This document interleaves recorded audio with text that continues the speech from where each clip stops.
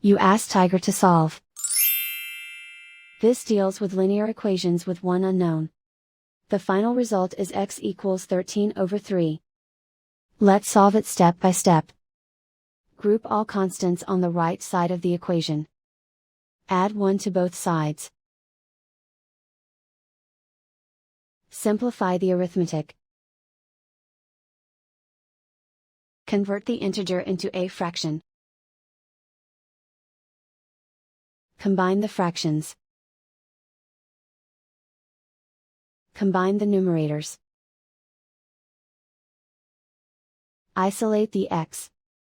Multiply both sides by inverse fraction 8/3.